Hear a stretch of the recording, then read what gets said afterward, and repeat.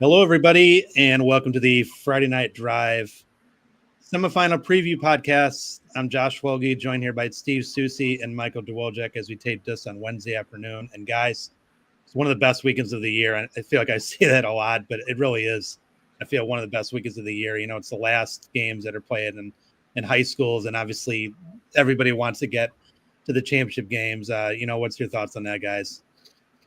Well, I think it's like you said, one of those weekends where you look forward to it because you're pretty certain you're going to get at the very least a couple of really, really good football games, some barn burners, and if you're lucky, you've got a whole slate full of them. And I think there's a potential for that. I do think there are a couple games on here that I'm not that convinced they're going to be all that close.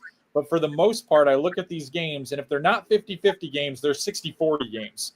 And those usually lead to some pretty good football games too. So just in general, this is what you would expect, obviously, when all of these I feel like three playoff games.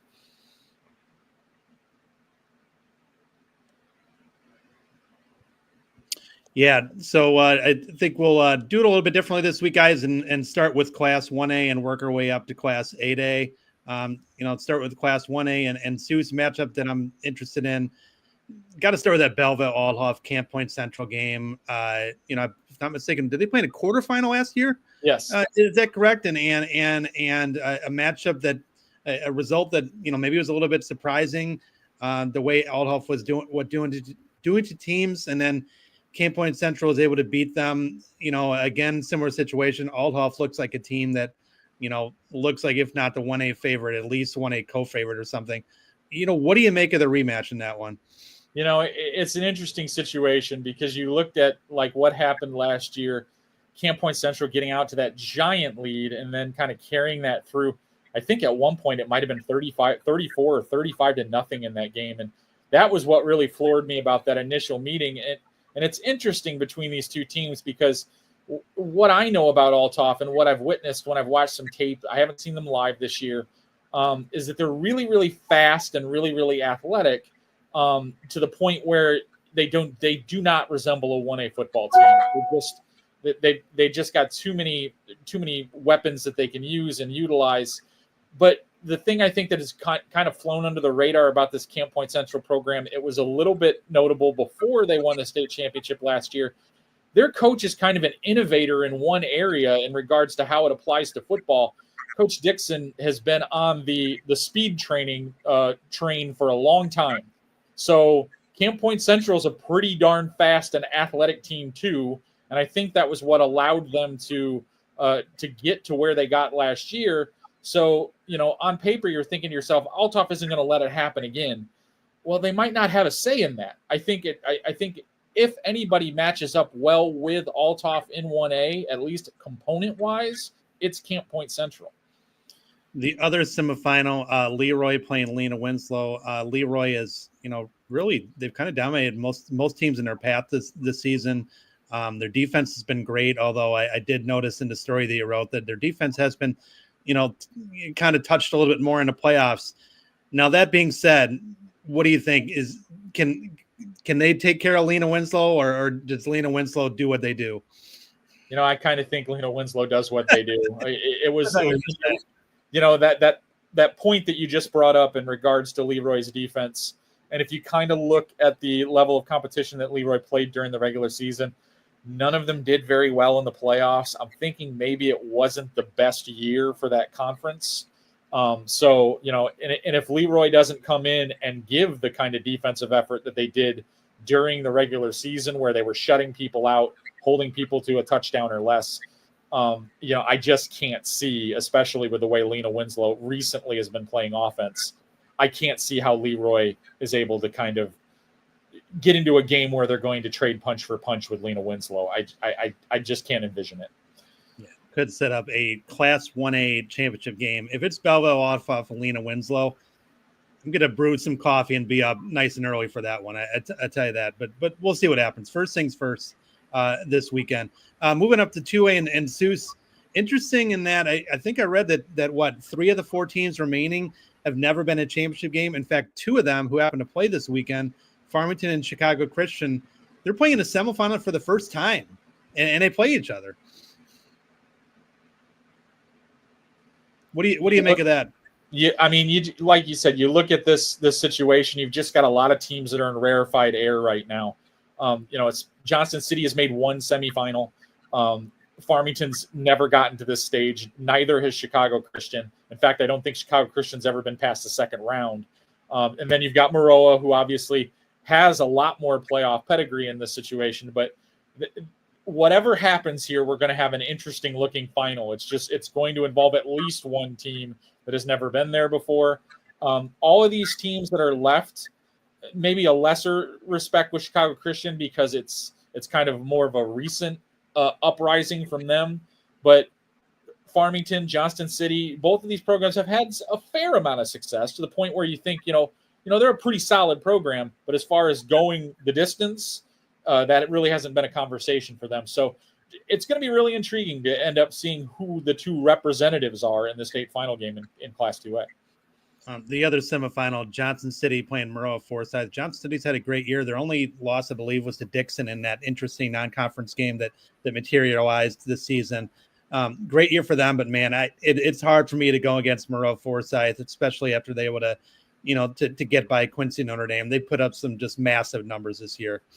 Yeah, I would agree with that. I think Maroa Forsyth is your favorite of these four, but there's always a little bit of vested rooting interest in having, one of these. These are, let's be honest, in terms of a state championship, all the other three are classic underdogs right now. They don't have any, speculative. They've never been here. They've never been to this situation before. Johnson City's won semifinal, so I think it could have the potential of being a really intriguing experience for at least one team and maybe two teams come state final day. Yeah. Moving up to 3A, start with a matchup, a really fun matchup. Montini playing Wilmington. Montini already beat the defending 3A state champion Byron. Now they get the defending Class 2A state champion Wilmington, who's moved up. Montini, I tell you, they were there was a time for about a decade that they were, pretty much pencil them in final weekend of the year on Thanksgiving weekend. It's been a while for them, though. It's been 7-8 years since they've been at state. But Michael, this is a tough one for them, but I know they're quite motivated to get back there. Yeah, it feels like if there was going to be a year that they were going to get back, it doesn't feel like it's this year, just based on what they've been bringing back this year with the defense that they have. Their running attack is fairly strong with a good offensive line. And you got a young quarterback that doesn't know any better, right? Like he hasn't been through the experiences of, playing in tough playoff pressure and situations and that sort of stuff. And, maybe that ends up being a big, negative, but sometimes the hot team is when they don't know what to do better and they just decide to keep playing. And that's what the young kid Abrams is for Montini. So I'm really curious to see whether he's able to keep high intensity that he's been playing with since he took over midway through. And if Montini can get the passing game going here, I think that can really be the big difference in this game between two teams that, historically are really good at, running the ball. And both of these teams have really strong defenses. I mean, Montini, we talk about their quarterback and their running back, but their defense has been since week one the strength of this team. And on the same side, I don't, Soucie, a heck of a lot more about Wilmington football than I do. And I think that's one of their strengths too. What do you make about this matchup? It's interesting. I think obviously one of the big components for Wilmington heading into this game is that they lost Kyle Farrell on the first play of the game against Durham-Pecatonica last week. And obviously when you get into the smaller classification, sometimes you have one of those kids that's integral to them on both sides of the football. And he is. I mean, he's kind of the captain of their defense from a linebacker position. Is, if not their leading rusher, very close to their leading rusher. He's got well over 1,000 yards on the season rushing, and is part of a 1-2 combination with Kettman in their backfield. So when you look at what Wilmington does, a lot of it goes around him, and his status is pretty much up in the air for this one. It's almost extremely unlikely that if he does play, he'll be at 100% after that injury. And if he doesn't, it's going to do something to Wilmington that I think is an interesting factoid that Coach Reens pointed out after that game against Durham-Pecatonica. They got a really good running game out of Sean James off the bench. He did very well. And their defense didn't really seem to miss a beat without Farrell. obviously a bigger challenge with Montini on the other side. But the one thing about this Wilmington program is those kids have been in this system since they were almost since they climbed out of the crib. I mean, that's what we're talking about here. They understand it. So they've got kids on the bench that they can put into games. Granted, they're going to lose a little bit without Farrell in there and maybe a lot in some circumstances. But those kids are not going to be clueless about what the expectation is for them if they do end up having to fill in for Farrell. So they'll step up and they'll do the best they can. They're not going to be not knowledgeable about what the expectation is of them. It's interesting. I bet Wilmington probably doesn't go into many games where they're the team that people don't expect to win the game. Yeah. And this is probably that weekend. So I'm interested to see how they kind of handle that dynamic that, now they're going on the road. They're the littler school, you know what I mean? They're in 2A, now they're 3A. I bet they relish this opportunity. I'm not saying they're going to win this game, but now, they're potentially down one of their better players. So, we'll see what happens. I mean, it should be a really great game in a 3A semifinal. Yeah, I'll guarantee one thing: they will not back down. There will not be an ounce of. There will be nothing left on the field with that football team. However, the outcome ends up being, they're not going to wilt from this challenge. There's no doubt in my mind about that. Yeah, no, it should be fun. I'm really looking forward to it. That's one of the matchups of the day for me on Saturday is that Montini Wilmington game. The other semifinal in 3A, Tolona Unity against is it Monticello? I'm sorry if I don't know. Yes. Tolona Unity, it seems like in 3A, it's like, oh, they're back in the 3A championship game. They've been such a staple over the last several years, and they're really coming into this game on quite a roll, where Monticello, a little bit more of a novice among the 3A semifinalists. Yeah, I think it's 6 title game appearances for Tolona Unity. They haven't won any of them, which I'm sure there's something that just kind of sticks in their craw a little bit. But longtime coach with Scott Hamilton down there. There's been rumors down in that area that this might be his last ride at it. And their kids have really, really played really good football over the second half of the year. Especially, I think they started 1-3 on the year. But over the course of the second half, they just went into another gear, including a 2-touchdown win over Monticello in week 9. So as far as who's playing the best at the right time, it very well might be Tolona Unity. So that's kind of the interesting thing that goes in there. Monticello's also got a pretty good track record in the postseason of pulling out wins like this. So I think this is kind of an interesting game to look at to see if Monticello can flip the script a little bit, or does Tolona just keep on crushing everything in its path like it has been over the last 6 to 7 weeks. Yeah, moving up to 4A, a really fascinating matchup. DePaul Prep playing at Coal City. It is Coal City, correct? DePaul Prep, quite a story in the public league or in the Catholic League this year. I think they had not won a playoff game since 2015, or they had not been in a playoff since 2015. They hadn't won one since they were Gordon Tech. And Michael, you wrote about in your notebook this week about them bringing a lot of the Gordon Tech guys back for their playoff game last week. What do you make about their run so far? And really, it is quite a story.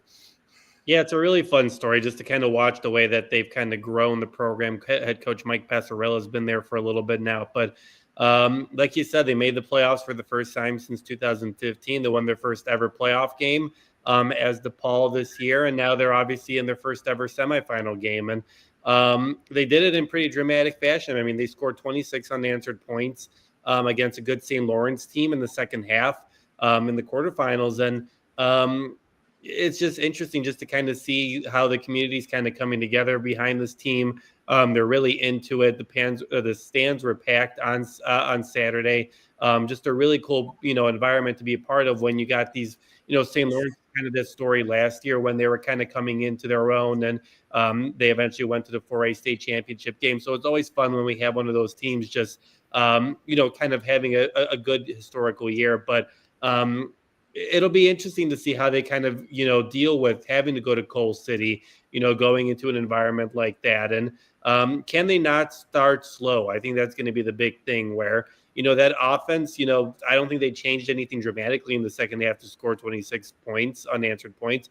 It was pretty much just execution. And if, Juju Rodriguez, their quarterback, can really get things going, especially off the scramble, I'll be really interesting to see if Cole City can kind of keep up with that pass attack. But it really will be down to, can this team start out fast and avoid a cold start like they've had in the playoffs and in a lot of these games? Because it worked one time, coming back from 14 down nothing. But I don't know if you can do that in the semifinals. You got to start out hot, and you got to make sure that you're firing on all cylinders if you want to go to the state championship game. I was going to say, it was interesting last week. There was a couple CCL teams that had to go on the road in 5A, St. Francis and Nazareth. But it was situations where I was like, I can't bet against those teams, even though they're on the road. So I feel a little bit differently about this with DePaul Prep, with respect to them going on the road to Cole City. It's a tough matchup. I mean, I think it's a game to go either way, but man, Cole City pretty tough at home. Yeah, they're tough at home, and really, when you look at kind of what they've done over the course of the season, they've had a couple of close calls here in the playoffs, but for the most part, what Cole City does so well, and I think that goes back to Michael's point about them being DePaul has to start well here, because Cole City is the kind of team that, seriously, if they take an advantage on you, they will finish you. They will do it whatever way that they have to do it. They will clamp down on defense. They will put together a punishing drive that kind of squeezes the life out of you. That's the kind of football team Cole City is, and they did it to almost everybody other than their 2 regular season losses, which, of course, are to 2 teams that are still playing in the playoffs. They lost in week 1 to Morris. They lost mid-season to Wilmington. So, I mean, and in every other game this year, barring last week's close call against Dixon, they have imposed their will and in a serious fashion. They have really basically said, we're going to score 45 points in the first half and end this. I mean, just and go about doing it in a quick, efficient manner. So, like I said, Michael's talking about DePaul starting well, because they have to. Because if they don't, Cole City will take advantage of that. Other 4A semifinal, Mount Zion and Normal University. Soucie, a thought on that? Mount Zion, I believe, think I saw you wrote they were 3-3 at one point. They've recovered, but Normal, it seems to be, kind of rolling right now. Well, Mount Zion was a team that I had high hopes for at the beginning of the season, and then some of the results were really kind of throwing me. I didn't really know what was going on. I did a little bit of digging and found out there were some key injuries that they had trouble getting those things fixed. Because the thing about Mount Zion is they have 2 excellent weapons on the outside. Braden Trimble's committed to Illinois at the wide receiver position. He's a very talented player. J.C. Anderson is a junior tight end that is literally being recruited by every power program in the nation. So those 2 guys alone make Mount Zion extremely dangerous. And I think now they finally have all their pieces in place. They're healthy, and that now they're showing what they're capable of as what they've done through here in the playoffs. As far as Normal University goes, I think they were one of the biggest fly under the radar stories of the season at this point in time. Played in a difficult conference with schools, that were larger than them, put up a bunch of points, played very, very well, even in their losses to some pretty good teams. I think this is a really good football team capable of scoring a lot of points. I really expect this game to be an interesting little shootout. In 5A, man, a couple games between teams that know each other really well. St. Francis Nazareth, Joliet Catholic Morris. I'll start with the St. Francis Nazareth game, and man, the storyline just kind of write themselves. I mean, last year they played in week 9. They played again in the semis. Nazareth beat them. They went on to repeat as state champs. They played again this year, late in the year, I believe, in week 9 as well. Very high scoring, memorable game. Brady Palmer had a great game, but now they got to do it again. They got to go to Nazareth again. Nazareth has all that experience, all those seniors that have played in a lot of big games. St. Francis is a little bit more junior dominant with some of their guys. What do you make about that matchup, Michael? Just a fascinating matchup. Yeah. Really interesting. Obviously, St. Francis survived in the 39-36 shootout in week 9. And based on, what I saw and kind of read from Eddie's story against Sycamore, it seems like St. Francis is kind of hurt here offensively. Gavin Mueller, their tight end, who's getting a lot of, Division I Power 4 looks. He's out for the rest of the regular season with the torn labrum. He had surgery last week. So that's obviously a major target that you're missing here. It seems like offensively that, this has been something St. Francis has dealt with pretty much since they played Loyola in week 3. They've just had to overcome different injuries and that sort of stuff. So I'm curious to see whether they can do that. keep this train going, because Nazareth, they've ever since, it's not like they looked bad in that loss to St. Francis by any means. I mean, they scored 36 points. Then they've kept it going here in the playoffs. But I'm interested to see, if it's the same same type of matchup as we saw in week 9. Does, St. Francis have enough to keep up, because they're injured and they've got a lot of different things going on. Obviously, they've got a lot of talent. Their quarterback is still there, and they've got a lot of playmakers there. But I'm curious to see how much familiarity and how much experience kind of helps in a big matchup like this. Obviously, they know each other, playing each other a couple weeks, but Naz has won 2 state championships, has found different ways to win those state championships, and I'm curious to see whether it's coaching, whether it's schematics or anything like that, whether something changes Saturday for 2 teams that know each other fairly well. It's a little bit hard for me to imagine Nazareth, after winning 2 state titles, to lose in a semifinal on their home field to a team that they lost to by 3 points in the week 9. But that being said, St. Francis has a ton of experience. They're a lot of juniors, but they've been in the semis the last couple of years. They've been in a couple of close games the last 2 years. So, I can make a case probably for either one of them. A very good game on that one semifinal. The other one, Soucie, Joliet Catholic, Morris, ton of history there between those 2 programs over several years. What do you make about that matchup? This is the 11th time these 2 programs have met in the postseason, which I think says something about the situation. But the rivalry, at least, in recent vintage, has been dominated by Joliet Catholic, including a win last year. I believe it was in the second round over Morris, where they won comfortably. I have a hard time seeing a situation where Joliet Catholic doesn't continue to impose its will on its opponents, as it has been. The first 3 rounds of the playoffs, they've been as dominant as any team in the state right now. Granted, I don't think the opponent, I think they caught a few breaks in the bracket too. I think they really haven't seen a really quality opponent. Like, I think that the team that comes out of the north side of this bracket's obviously seen a few more challenges than Joliet Catholic has to this point. So, but in saying that, I've really been impressed with what Morris has done since the calendar has turned to the postseason as well. I frankly didn't give them very much of a chance to beat Morgan Park last week, and they pretty much handled and did what they needed to do in that game. I think they'll slow Joliet Catholic down a little bit better than the opponents that Joliet Catholic has faced so far, but I'm not sure if that's going to be enough. It's interesting. Both of these teams were teams that earlier in the year I had a few questions about. I mean, when Joliet Catholic lost to Oswego 17-0, I was kind of like, are they maybe what they have been the last, whatever many years? And Morris too, they took a couple hits as well, but obviously they've responded, gangbusters. Michael, Joliet Catholic, what have you seen out of them that they've been able to, kind of turn it on?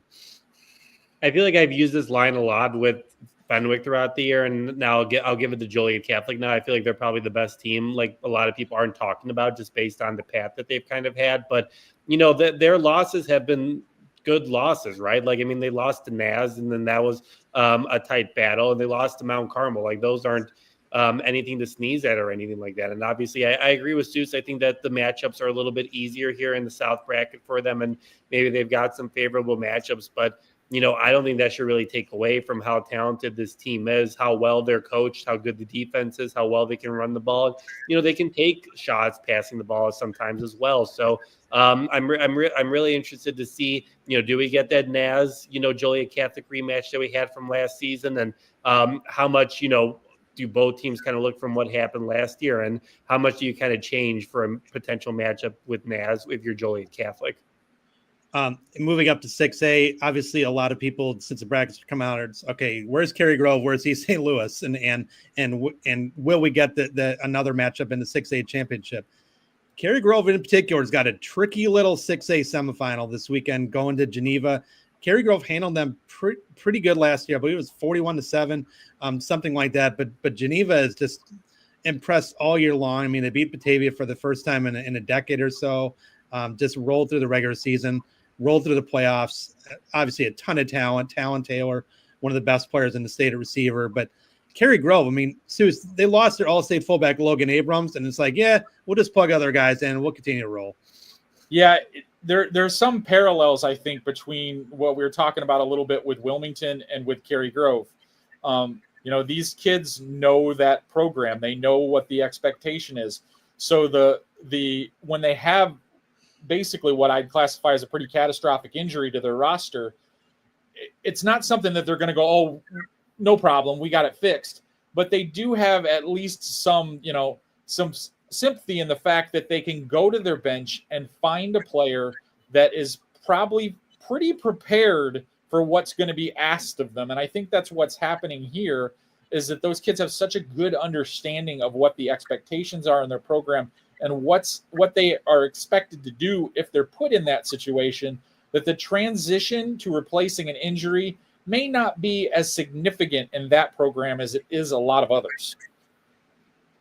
No, I would agree with the way their system is. And again, Geneva, I mean, great year. I just wonder, it's one of those things that they lost rather handily last year in the semifinals. How much has that gap closed that they can beat them? I think this is definitely a better Geneva team. Well, I know this is a better Geneva team than last year.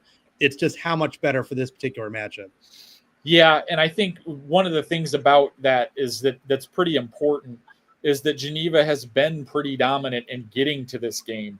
And that probably gives them a little bit more confidence heading into it that, yes, we have bridged the gap. Maybe they haven't bridged it all the way, but maybe they've bridged it enough where if they catch a break or two, that there's the belief starts going, the momentum starts rolling, and then you never know what can happen. But if they had gone into this game with a couple of squeakers and games where they barely got through them, I don't necessarily think they'd be in a good place to play this game, but that has not happened. And they are in a good place. They have a lot of confidence. Like I said, an early break or two could go a long ways in making sure that chasm between the two teams from last year has closed up almost to the point where they're almost in the same place. The other semifinal in 6A, I thought we were going to be talking about East St. Louis against Kankakee. We are not. We are talking about East St. Louis and Richards. Richards, that was a great win for them last week, beating Kankakee, but this could be a pretty tall mountain to climb for them. And on top of it, going down to East St. Louis. Yeah. And I think it's either 3 out of the last 4 years or 3 out of the last 5 years. Richards has met East St. Louis in the playoffs in various rounds. In those 3 matchups, they've been outscored 145-0. So I know these are different teams, but that just kind of shows you the gap that we're talking about between these two programs that, to be honest, maybe it's closed a little bit, but I'm not sure it's closed anywhere near enough to where this will be a competitive game. Moving up to 7A, and obviously, Michael, the matchup that stands out to me, Mount Carmel playing St. Rita, a rematch. I believe it was week 2. Mount Carmel beat them 28-0. St. Rita, it seems like they've really come on as a very good win over Quincy last week. Unfortunately for them, I think Mount Carmel is coming on and playing well as well with Jack Elliott healthy and doing what he does. What do you make of the matchup that you're going to be at Saturday? It's another fun, South-Side rivalry matchup. The second time they're meeting each other in the semifinals in the past 3 postseasons. It's tough because, this could be a championship caliber game just based on what we've seen. I feel like we've kind of seen throughout the year, we've kind of been like, well, how good is St. Rita, right? Like we're kind of be like, well, is the defense really that good? Is their running attack that good? Can they throw it? And I feel like every single time, I've questioned or, anyone has questioned St. Rita, they just have consistently shown us that they're a very good team. I mean, they've dominated so far in the playoffs. They picked the good win against Willowbrook in the second round. And now your reward is you have to play Mount Carmel, a team that they've lost to 5 straight times, including that semifinal matchup a couple of years ago. I don't think it'll be a 28-0 blowout like it was last time. I think both these teams are different. I just don't know. St. Rita's defense is physical and it's very good. Can they kind of look at what Loyola did against Mount Carmel and kind of get after, take away the passing lanes for Jack Elliott? And can they kind of force them to kind of run the ball? Because that's something that, they've done a really good job of, Mount Carmel being, throwing the ball. They've been averaging 51 points a game. The passing attack has really, done well since Elliott has kind of gotten into a better rapport with his top 3 wide receivers. But can that continue if St. Rita is able to kind of take that away and the passing lanes are able to take that away? So that's going to be the biggest thing. I'm sure, Martin Hopkins at St. Rita has watched all the Loyola tape. I'm sure he's trying to look at every single thing that Loyola did in that matchup and try to replicate it as best as he can with the talent that he has on his team, because that's going to be the recipe if he wants to pull off, a moderate upset here to go to the state championship game. The other semifinal at 7A, Pavia, LincolnWay Central, and Soucie. I know last week you and I were joking, even though I think we picked against Pavia, we were like, we don't like betting against Pavia, and they proved us why. What they were able to do last week against Downers Grove North, and this week I will not bet against them. What do you make about this matchup? I love the way Batavia's taking shape as the playoffs. Well, they won that. They had to pull that one out of the rabbit out of their hat in second round, but they seem like they're picking up steam now. I think the interesting thing about these two teams in this particular game is I think both of them do a really excellent job of what I call, metamorphosizing themselves into what they need to be at that time. They're not going to sit here and try to say, okay, the only way we can win this game is we're going to run the ball and then go out there and get stopped three drives in a row, and there aren't going to make any adjustments. Both of these two teams are great at settling into a situation where it's like, hey, this is how I think we're going to give ourselves the best opportunity to win, and this is how we're going to use the personnel that we have to do it. We're not going to go outside of what we do, but we're going to accent and highlight the things that we do the best that is going to work the best against our opponent. So one week, both of these teams, one week this team might not throw at all. The next week, they might end up saying, well, this is an opportunity where we might be able to use the passing game a little bit more or in a different way. And I think both of these coaching staffs do an excellent job of recognizing what their team will do well against the opponent and utilizing it inside of their game plans. And I think it's going to be a really interesting chess match to see how these two teams counter each other when maybe something they thought was going to work doesn't, and how often they go to the things that are really kind of keeping them afloat. Moving up to Class 8A, the first one we'll talk about York and Naperville Central. York, man, this is their third straight semifinal appearance. It's pretty impressive for a program that they were a pretty middling program for a long time, and now they're in their third straight semifinal. Of course, they lost the last 2 years to Loyola, but the way they're playing right now, and not to take anything away from Naperville Central, but York has just, as much as anybody, flip the switch once the playoffs have started. It's been a pretty incredible postseason for them. And not that I thought that they were going to go and get routed when they got into the postseason, but you just kind of looked at it after the regular season. They had 2 losses to some pretty good teams, granted, but I see a potential semifinal run in the cards for them? I really didn't. I was kind of like, well, I think they're good. I think they'll be competitive in whatever's thrown in front of them. But can they make this run where I'm thinking seriously that they might end up in a title game? I wouldn't have put that on my bingo card to start the postseason. But it's credit to them. They've done, not only have they won these games, they've done it in dominant fashion. So it's been really impressive to see what they've been able to do. Kudos to them. Tip the cap. Yeah, I don't know if this is their best team the last 3 years, but I do think that this is, again, this is not to go into from Naperville Central. This is their best chance to get through to the finals, to play Naperville Central, not having to face Loyola in the semifinals. And that being said, this Naperville Central team is complete. They have a great defense. They have a very good running back, and their quarterback, Sebastian Hayes, 2 torn ACLs, come back, had a great year. This is one of the toughest games of the weekend for me to pick. Oh, I'd agree. And I really like what Naperville Central has done. And I keep going back to the fact that, their lone loss of the year to the date is to LincolnWay East. They were okay in that game, but the outcome was never really in doubt. But the fact that they were okay in that game, I think, says something about how good this football team is, because nobody else has managed to be, in my classification, okay against them. Everyone else has looked pretty much overwhelmed.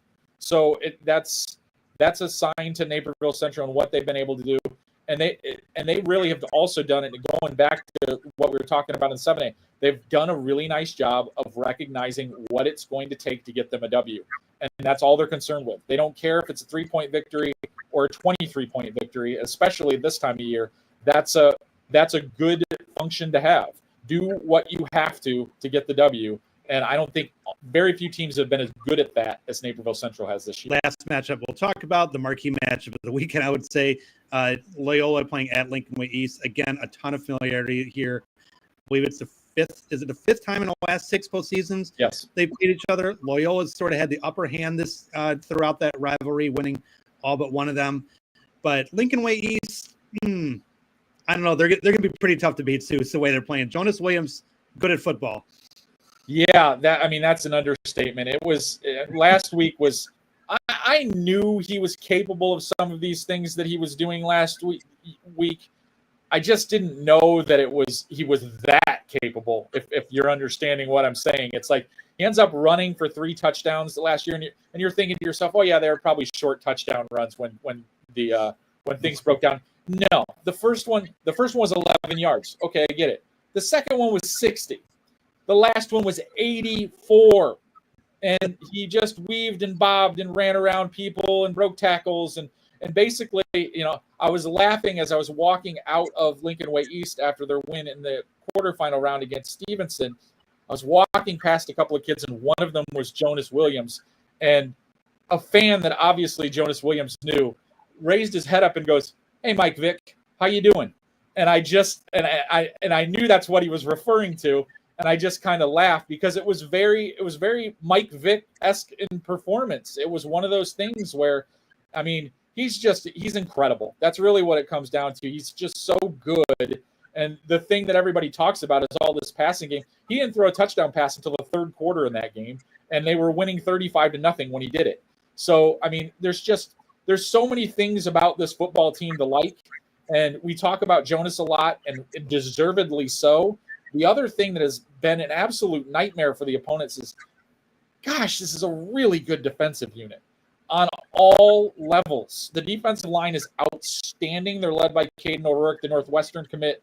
Jacob Alexander is also very, very good. The linebacking group is what LincolnWay East's linebacking group always is. They make every single play that they can, and the secondary is tremendous. And teams just do not have a lot of luck out of them. And you're thinking to yourself, hey, how do I move the football on these guys? And then sometimes it becomes, how do I avoid a 3 and out? Because it feels like that's happening so often with LincolnWay East right now, where teams get 3 cracks at them and then they're punting the ball away. That's where this team is at right now. And when they're playing at their best, and I'm not even sure we've gotten there yet, that's something to behold, because I think I've seen them get pretty close. I still don't think they've met their max potential. And if there's anything that's going to bring that game out of them, I think it's Loyola. Good to say. And if anybody hasn't seen that 84-yard touchdown run, I'd suggest that you Google it or whatever you want to do to check it out. It's pretty darn impressive for a high school quarterback to do that. But Michael, Loyola, the 2-time defending state champions, it's not too often you go in a match and you're like, how is Loyola going to beat LincolnWay East? But Loyola's got a lot of talent too. What do you make about this matchup from their perspective? Yeah, I think, it's interesting just because obviously you look at the 2 losses and you're like, oh, Loyola must have had a bad year or something like that. But I think that the biggest thing you can kind of say about this Loyola team is that this is a team that's been battle tested, right? I mean, they got they got clowned in week 1 against East St. Louis. Obviously, it wasn't the way they wanted it to go.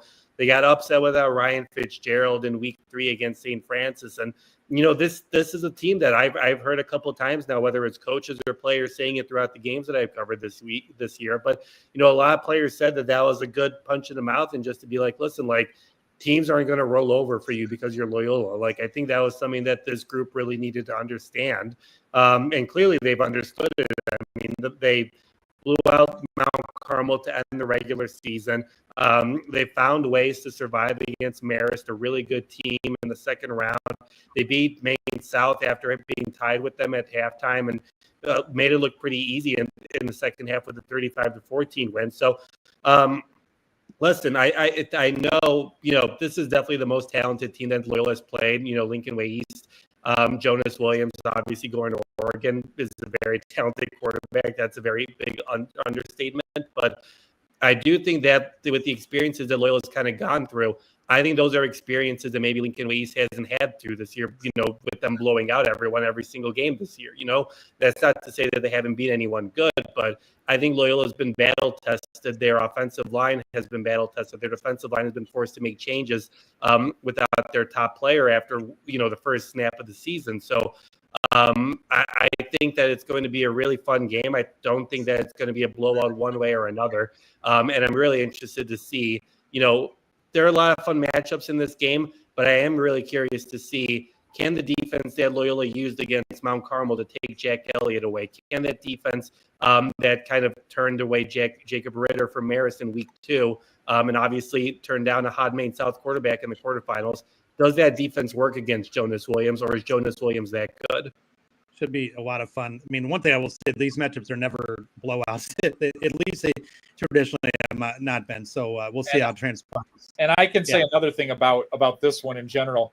LincolnWay East couldn't be more thrilled about one factor of this game: the fact that the game is being played in Frankfurt, because there have been some real horror stories for LincolnWay East when they've made that trip up to Loyola. I'll be honest, quite possibly the best high school kicker that I've seen in my life went up there and clanked a potential game time field goal off an upright, and I had to look and I taped it on my phone. I had to look at it like 3 different times because I couldn't believe that actually happened.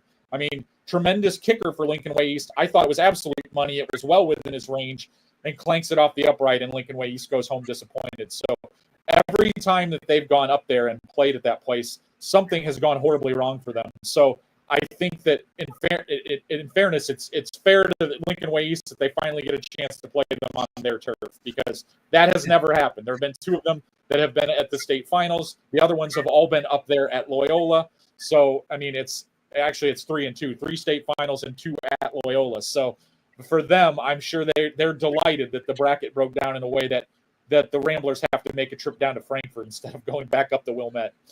Going to be a lot of fun. Both of those 8A games with Saturday night, which is kind of cool as well under the lights. So it should be a lot of fun. We've got a great weekend. Of course, follow everything at Friday Night Drive. We'll have everything covered on Saturday. For Steve Soucie and Michael Dewojek, I'm Josh Welge. Thanks again for everybody for joining us.